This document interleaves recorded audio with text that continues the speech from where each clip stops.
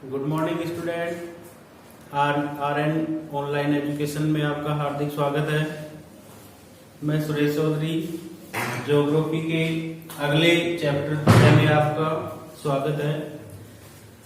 तो जैसे अपन ने पिछले वीडियो में विश्व की प्रमुख जनजातियां अपन पढ़ रहे थे, तो इसी में विश्व में जो पाई जाने वाली मुख्य जो क्षेत्र जो है उनके हिसाब से जो जनजातियां आप देख सकते हो, 6 प्रमुख क्षेत्र हैं।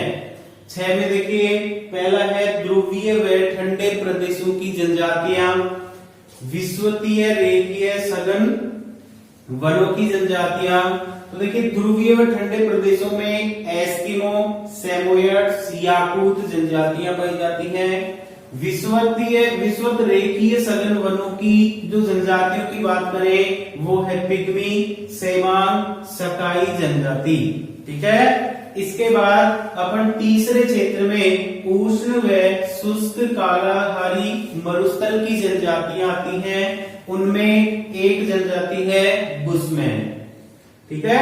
इसके बाद उष्ण कटिबंधीय घास क्षेत्रों के जो क्षेत्र हैं उनमें मसाई व बद्दू जनजाति पाई जाती है। इसके बाद पांचवा जो क्षेत्र है समशीतोष्ण कटिबंधीय घास के क्षेत्र, ये अलग अलग है, तो उनमें जो जनजाति पाई जाती है उष्ण समशीतोष्ण कटिबंधीय घास के मैदानों में, वहां पे किर्गिज जनजाति पाई जाती है।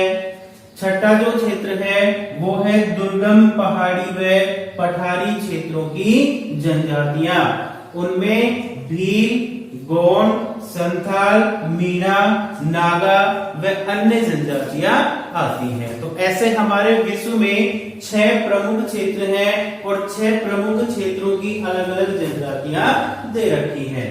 ठीक है। इसके बाद अपन मुख्य जो अपने सिलेबस में हम यहाँ पे पढ़ेंगे वो देखिए, एक तो ध्रुवीय व ठंडे प्रदेशों की जनजाति, जिसमें वैसे तो 3 है लेकिन अपन पढ़ेंगे एस्किमो, केवल एक एस्किमो के बारे में पढ़ेंगे।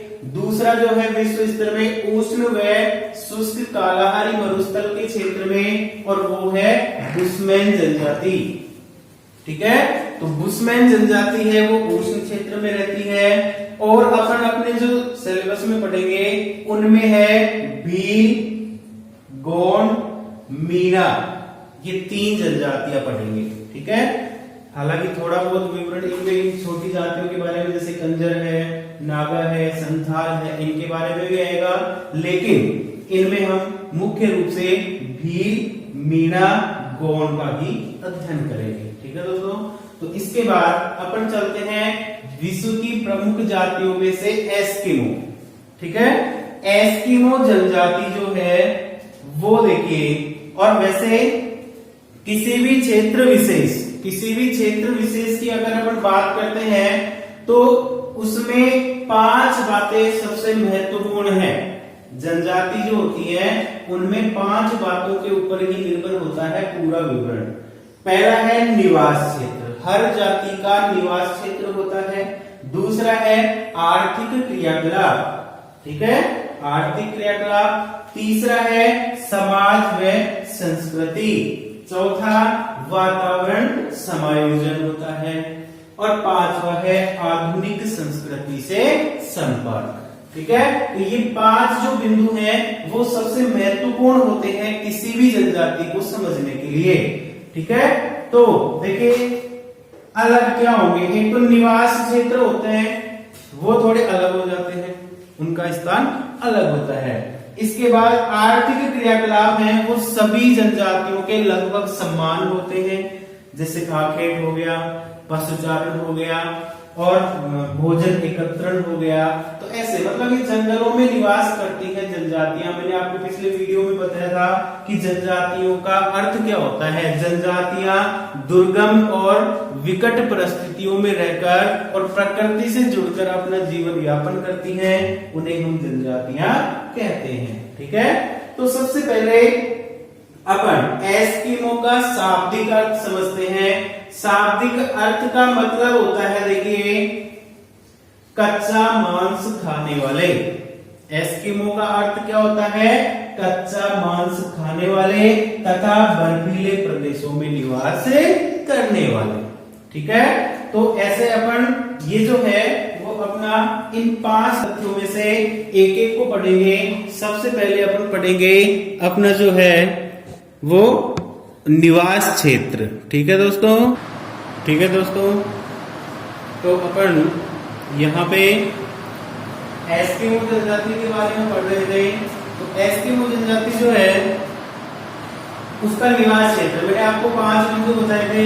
निवास क्षेत्र होता है, आर्केड होता है, समाज व संस्कृति होती है, और उनमें जो है वो आधुनिक संस्कृति से जो संपर्क होता है वो होता है। तो ऐसे 5 जो मैंने आपको टॉपिक बताए थे उनमें पहला जो टॉपिक है वो है निवास क्षेत्र। ठीक है, एस्किमो जो जनजाति है वो निवास करती है। देखिए, एस्किमो प्रारंभ से ही आर्कटिक व टुंड्रा प्रदेशों में निवास करती है। कहाँ निवास करती है?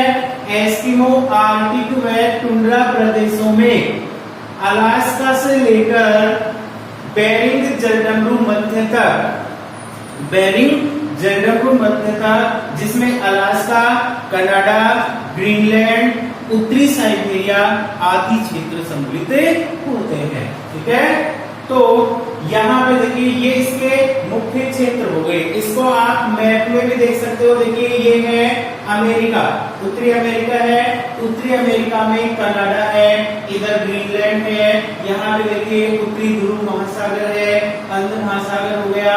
तो इसके बीच में आपको जहाँ पे ये रेड रेड दिख रहा है ये सारा जो है वो एस्किमो जनजाति का निवास क्षेत्र है।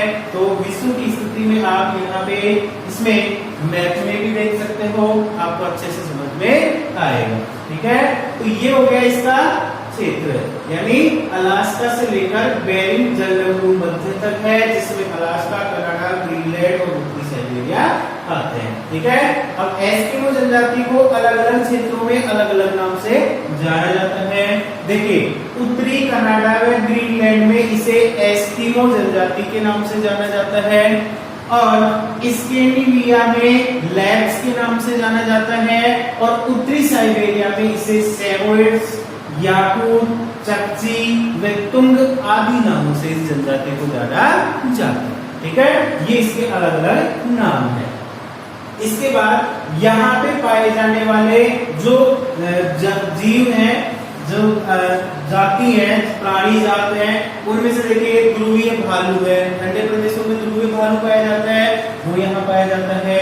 लेमिंग पाया जाता है, खरगोश पाया जाता है, कस्तूरी मृग पाया जाता है, कैरेबिया जिसे रेडियार, वो अपनी स्लेज को चलाने के लिए कैरेबो रेडियार या कुत्तों की सहायता से इसको चलाते हैं। आगे हम इनके यंत्रों के बारे में देखेंगे क्या क्या है। तो यहाँ पे इस रेडियार को पालतू के रूप में रखते हैं ये, बाकी का वो शिकार भी करते हैं। ठीक है, तो ऐसे यहाँ पे ये प्राणी जात पाए जाते हैं। इसके बाद ये हो गए इसके निवास क्षेत्र। इसके बाद दूसरा जो बिंदु बताया मैंने 5 में से, वो है आर्थिक क्रियाकलाप।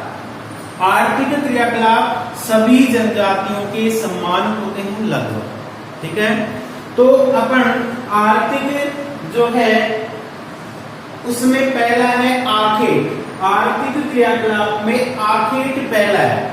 आखेट क्या होता है? शिकार करना। ठीक है, तो शिकार करना एस्किमो के जीवन यापन का सबसे महत्वपूर्ण साधन होता है।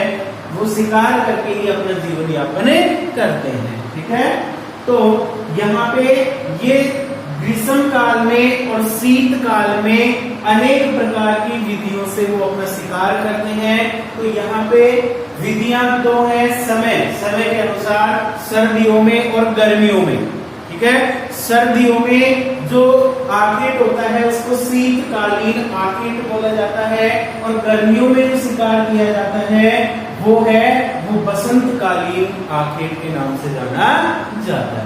ठीक है, तो यहाँ पे देखिए शीतकालीन आखेट है वो 2 विधियों से होता है। कितनी विधियों से होता है? 2 विधियों से। एक है माउपाक और एक है इतुरपाक। ठीक है, माउपाक जो होता है वो भी और इतुरपाक भी हार्पून नाम के भाले से, एक भाला होता है जो 7-8 मीटर लंबा होता है, एक रस्सी से बंधा हुआ होता है, आगे हम यंत्रों के बारे में भी जानेंगे। तो हार्पून भाले से सील नाम की एक मछली होती है, यहाँ पे उस मछली का शिकार किया जाता है। कैसे किया जाता है? देखो, दो विधि बताई मैंने आपको, एक माउपाक होती है, एक इतुरपाक होती है। माउपाक में एक छिद्र हो जाते हैं, बर्फ में बीच बीच में छिद्र हो जाते हैं, तो वो मछली जो है श्वास लेने के लिए बाहर आती है, तब उस छिद्र से जैसे ही वो मछली ऊपर उस छिद्र में ऊपर आती है श्वास लेने के लिए, और वहां पे एस्किमो का जो पुरुष होते हैं, मुख्य रूप से पुरुष ही करते हैं शिकार, तो पुरुष यहाँ पे बैठे रहते हैं। और देखिए, माउपाक का मतलब क्या होता है? प्रतीक्षा करना होता है, यानी वो मछली कब ऊपर आए इसका वो इंतजार करते रहते हैं, प्रतीक्षा करते रहते हैं। तो माउपाक का अर्थ होता है प्रतीक्षा करना, ठीक है। तो जैसे ही वो मछली ऊपर आती है और हार्पून भाले से उसका शिकार कर लिया जाता है, ठीक है। पहली विधि, एक ही छिद्र होता है, ये ध्यान रखना है, डिफरेंट करने का यही है कि माउपाक में एक छिद्र होता है और इतुरपाक में 2 छिद्र बनाए जाते हैं, ठीक है। तो इसमें क्या है, इतुरपाक में, माउपाक में एक छिद्र होता है, वो आने का इंतजार करते हैं। इतुरपाक में 2 छिद्र बनाए जाते हैं, एक छिद्र से एक व्यक्ति मछली को चारा डालता है, तो जैसे उस चारे की तरफ वो मछली आती है, दूसरे के इशारे पर दूसरा व्यक्ति उसका हार्पून के द्वारा उसका शिकार कर लिया जाता है, ठीक है। तो ऐसे दूसरा कौन सा है? बसंतकालीन आखेट। बसंतकालीन गर्मियों में किया जाने वाला आखेट है। जैसे ही गर्मियां होती हैं तो जो है वो मछलियां धूप सेकने के लिए तट के ऊपर आ जाती हैं, और धूप सेकने के लिए आती हैं तो वो उस मछली का शिकार कर लिया जाता है। उस देखिए, बसंतकालीन जो आखेट है उसको उत्तोग कहते हैं। क्या कहते हैं? उत्तोग, ठीक है। और जो है ये तो हो गया सील मछली का। इसके बाद ये जो है धनुष बाण से कैरेगो, बारहसिंगों का, खरगोश का, बतख का व चिड़िया आदि का जो धनुष बाण होता है उससे भी वो उनका शिकार करने लग जाते हैं, ठीक है। तो इस प्रकार अपन ने देखा कि ये जो सभी थे वो यहाँ पे अपना जो निवास क्षेत्र हो गया, आर्थिक क्रियाकलाप हो गया। इसके बाद अपन यहाँ पे देखेंगे आगे की 5 जो बिंदु हैं उनमें समाज व संस्कृति देखेंगे, आधुनिक संस्कृति से संपर्क देखेंगे, ठीक है। तो अगला वीडियो प्राप्त करने के लिए अपने चैनल को सब्सक्राइब जरूर करेंगे, वीडियो को लाइक व शेयर जरूर करेंगे, ठीक है। धन्यवाद।